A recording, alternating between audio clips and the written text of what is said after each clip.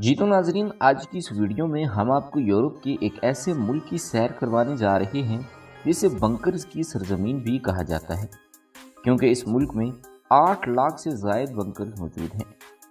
एक ऐसा मुल्क जहां लोग हाँ का इशारा ना और ना का इशारा हाँ में करते हैं। एक ऐसा मुल्क जहां रेलगाड़ियों से ज़्यादा गधों और घोड़ों का इस्तेमाल किया जाता है। एक ऐसा मुल्क जहां 1991 तक आम लोग गाड़ी नहीं रख सकते थे। जी तो नाज़रीन, हम सैर करने जा रहे हैं अल्बानिया की। इस वीडियो में हम आपको अल्बानिया के बारे में हैरत अंगेज़ हक़ाइक़, इसकी तारीख, सियाहत और सकाफ़त से रुशनास करवाएंगे। तो चलिए चलते हैं अल्बानिया के एक खूबसूरत सफ़र पर। अल्बानिया को ऑफिशियल नाम जमहूरिया अल्बानिया यानी रिपब्लिक ऑफ अल्बानिया है। अल्बानिया को उकाबों की सरजमीन यानी लैंड ऑफ ईगल्स भी कहा जाता है। यही वजह है कि अल्बानिया के झंडे पर एक 2 सर वाला उकाब मौजूद है जो इसकी कौमी पहचान भी है। अल्बानिया ने 28 नवंबर 1912 को उस्मानी सल्तनत से आज़ादी हासिल की और 29 नवंबर 1944 को अल्बानिया ने नाज़ी जर्मनी के कब्जे से भी आज़ादी हासिल की, जिसके बाद ये एक कम्युनिस्ट रियासत बन गया। 29 नवंबर को हर साल अल्बानिया अपना इंडिपेंडेंस डे मनाता है। अल्बानिया की मौजूदा आबादी तकरीबन 27,77,116 अफराद पर मुश्तमिल है। अल्बानिया की आबादी दुनिया की कुल आबादी का तकरीबन 0.03% है। आबादी के लिहाज से अल्बानिया दुनिया में 144वें नंबर पर आता है। अल्बानिया का कुल रकबा 28,748 मुरबा किलोमीटर है। इस रकबे के लिहाज से अल्बानिया दुनिया में 145वें नंबर पर आने वाला छोटा मुल्क है। ये रकबा अमरीकी रियासत मैरीलैंड के मुकाबले में थोड़ा सा बड़ा है। अल्बानिया जनूब मशरकी यूरोप में बल्कान खित्ते में वाक़ एक छोटा मगर खूबसूरत मुल्क है। अल्बानिया के शुमाल में मोंटीनेग्रो, शुमाल मशरिक में कोसोवो, मशरिक में शुमाली मकदूनिया और जनूब में यूनान वाक़ हैं। इसके अलावा मगरब में एड्रियाटिक सी और जनूब मगरब में आयोनियन सी भी मौजूद हैं। अल्बानिया का साहिल तकरीबन 362 किलोमीटर लंबा है। मुल्क में ज़्यादातर पहाड़ी इलाका पाया जाता है, जिसमें कोराब पहाड़ सबसे बुलंद है। अल्बानिया के झंडे का रंग सुर्ख है, जिस पर 2 सर वाला उकाब मौजूद है। 2 सर वाला उकाब आज़ादी, ताकत और खुद मुख्तारी की अलामत है। अल्बानिया का कौमी जानवर लूमड़ी, कौमी परिंदा सुनहरी उकाब, कौमी दरख्त मुकद्दस जैतून, कौमी फूल सुर्ख खशखाश, कौमी खेल फुटबॉल। कौमी लिबास मर्दों के लिए फस्ता नीला होता है, जो एक रिवायती सफ़ेद रंग का स्कर्ट नुमा लिबास है, और ख़वातीन के लिए रिवायती जेवरों से सजी लंबी रंगीन पोशाक जो कढ़ाई और मुनफरद डिज़ाइन से आरास्ता होती है। कौमी खाने में ताफ़ी काउसू बहुत मशहूर है। अल्बानिया की सरकारी ज़बान अल्बानवी है, जो मुल्क में सबसे ज़्यादा बोली और समझी जाती है। तहम यहाँ मुख्तलिफ ज़बानें और भी बोली जाती हैं। अल्बानिया में तकरीबन 98% लोग अल्बानवी ज़बान बोलते हैं।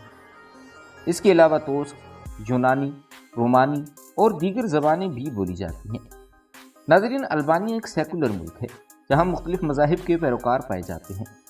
2023 की मरदमशुमारी के मुताबिक अल्बानिया में 45% से ज़्यादा मुसलमान आबाद हैं। इसके अलावा 8% कैथोलिक ईसाई, 7% मशरिकी आर्थोडॉक्स ईसाई, 4% बख्ताशी मुसलमान और 13% लोग ऐसे हैं जो किसी भी मज़हब से ताल्लुक़ नहीं रखते। अल्बानिया की सरकारी करेंसी लेक है, जिसका अलामती कोड ALL है। एक अल्बानवी लेक तकरीबन 3.08 पाकिस्तानी रुपयों के बराबर है, और अगर इंडियन रुपयों में बात की जाए तो एक अल्बानवी लेक तकरीबन 0.95 इंडियन रुपयों के बराबर है। 2023 की मरदमशुमारी के मुताबिक अल्बानिया में 91% लोग अल्बानवी हैं। इसके अलावा 1% यूनानी, 0.5% मिस्री, 0.4% रोमन और 0.3% बल्गारी लोग आबाद हैं। नाज़रीन, अगर अल्बानिया की मईशत की बात की जाए तो 2023 के एदाद शुमार के मुताबिक मुल्क की कुल GDP 23.55 बिलियन अमरीकी डॉलर थी। मुल्क की फी कस आमदनी 8,368 अमरीकी डॉलर है। बात की जाए अगर अल्बानिया की लिटरेसी रेट की, तो मुल्क में 98% लोग पढ़े लिखे हैं। ये इशारा ज़ाहिर करती है कि मुल्क में तालीम पर मखसूस तवज्जो दी गई है और ज़्यादातर अफराद पढ़ने और लिखने की सलाहियत रखते हैं। अल्बानिया में कई मारूफ जामियात हैं जो मयारी तालीम फराहम करती हैं। इन यूनिवर्सिटीज़ में university of Tirana, agricultural university of Tirana, polytechnic university of Tirana, university of शकोदरा, اور یونیورسٹی آف الباسل موجود ہیں۔ یہ جامعات البانیہ میں معیاری تعلیم کی فراہم میں اہم کردار ادا کرتی ہیں اور ملکی و بین الاقوامی سطح پر تسلیم شدہ ہیں۔ ناظرین، اگر بات کی جائے البانیہ کی معیشت کی، تو البانیہ کی معیشت مختلف شعبوں پر مشتمل ہے، جس میں سب سے زیادہ لوگ یعنی 50% لوگ سروس سیکٹر پر منحصر ہیں۔ البانیہ کی معیشت کا ایک بڑا حصہ سیاحت پر منحصر ہے۔ خوبصورت ساحل، تاریخی مقامات اور قدرتی حسن کی وجہ سے ہر سال لاکھوں سیاح یہاں آتے ہیں۔ 2023 میں سیاحت سے حاصل شدہ آمدنی تقریباً 4.2 بلین یورو تھی۔ اس کے علاوہ بینکنگ، ٹیلی کمیونیکیشن اور ریٹیل سیکٹر بھی معیشت میں اہم کردار ادا کرتے ہیں۔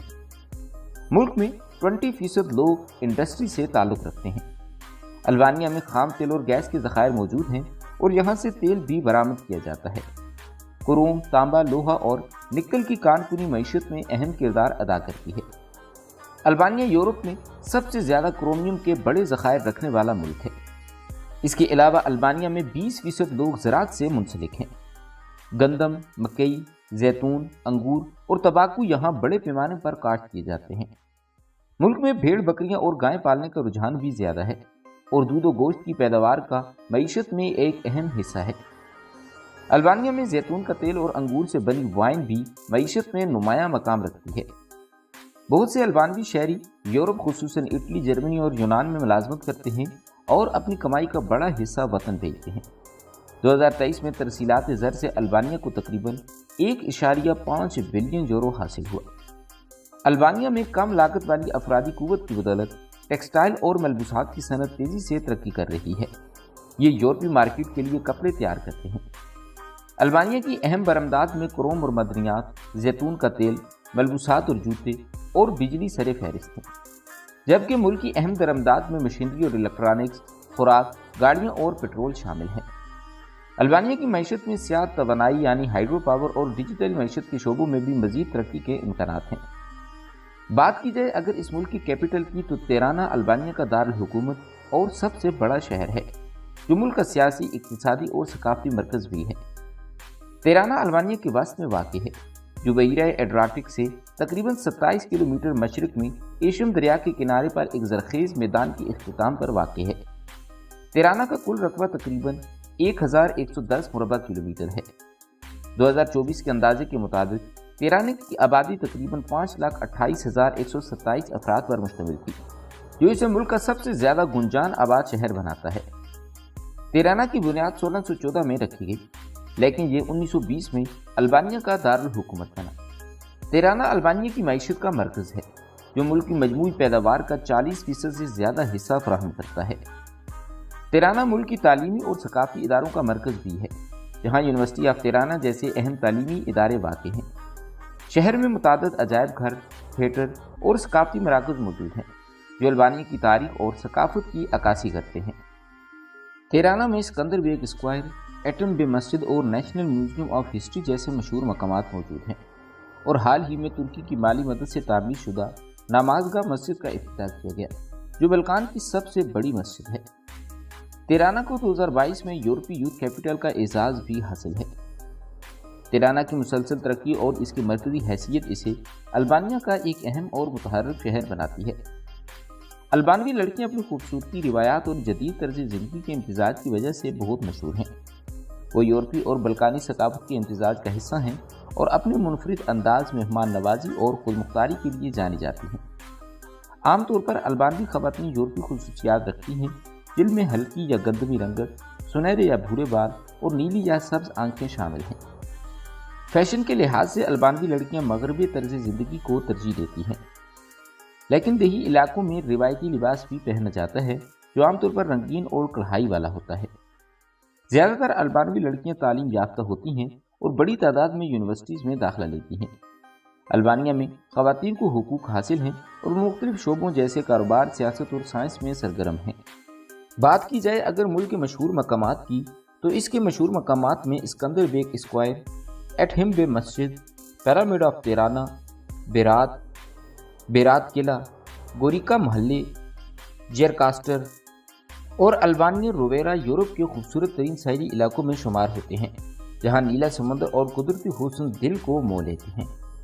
اگر آپ کو پہاڑ، دریا اور جنگلات پسند ہیں تو یہ ملک ایک بہترین مقام ہے۔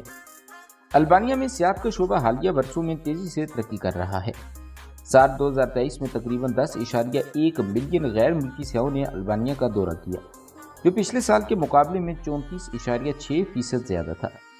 یہ تعداد ملک کی آبادی تقریباً 2.7 ملین سے بھی زیادہ ہے، جو سیاحت کی اہمیت کو ظاہر کرتی ہے۔ سیاحوں کی بڑی تعداد اسپین، نیدرلینڈ، اٹلی اور ترکی جیسے ممالک سے آتی ہے۔ خاص طور پر ترکی سے آنے والے سیاحوں کی تعداد 110% زیادہ ہے۔ ناظرین، ورلڈ بینک کے مطابق 2020 میں البانیہ کی مسلح افواج کے اہلکاروں کی تعداد 8000 تھی۔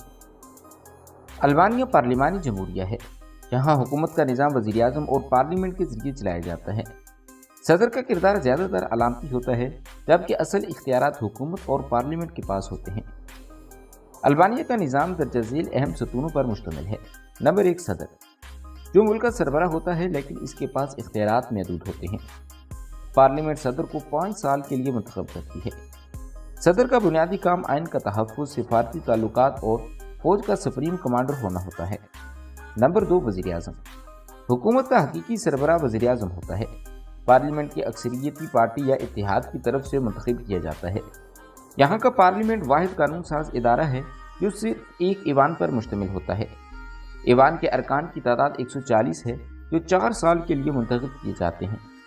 البانیہ میں ہر 4 سال بعد عام انتخابات ہوتے ہیں۔ پورے ملک کو 12 انتخابی حلقوں میں تقسیم کیا گیا ہے۔ ایک پارٹی کو حکومت بنانے کے لیے کم از کم 71 نشستوں کی ضرورت ہوتی ہے۔ البانیہ میں کئی سیاسی جماعتیں موجود ہیں، جن میں سے social party of Albania, democratic party of Albania اور لبرل اور قوم پرست جماعتیں بھی موجود ہیں۔ ناظرین، مدر ٹریسا ایک مشہور کیتھولک راہبہ اور انسان دوست خاتون تھیں، جنہوں نے اپنی زندگی غریبوں، بیماروں اور ضرورت مندوں کی خدمت کے لیے وقف کر دی۔ مدر ٹریسا کا تعلق بھی البانیہ ہی سے ہے۔ ان کا آبائی تعلق البانوی نسل سے تھا، حالانکہ وہ اس وقت سلطنت عثمانی کے زیر اثر مقدونیہ میں پیدا ہوئی تھی۔ ناظرین، البانیہ ایک چھوٹا مگر تاریخی، ثقافتی اور جغرافیائی لحاظ سے انتہائی منفرد ملک ہے۔ اس کی قدرتی خوبصورتی، قدیم تاریخی پس منظر، متحرک ثقافت اور مہمان نواز عوام اسے دنیا میں ایک خاص پہچان دیتے ہیں۔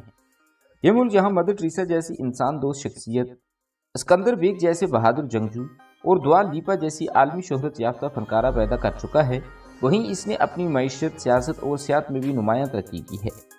آج کل البانیہ ایک جدید، یورپی اور ترقی کی راہ پر گامزن ملک ہے، جو اپنی تاریخی وراثت اور جدیدیت کو یکجا کیے ہوئے ہے۔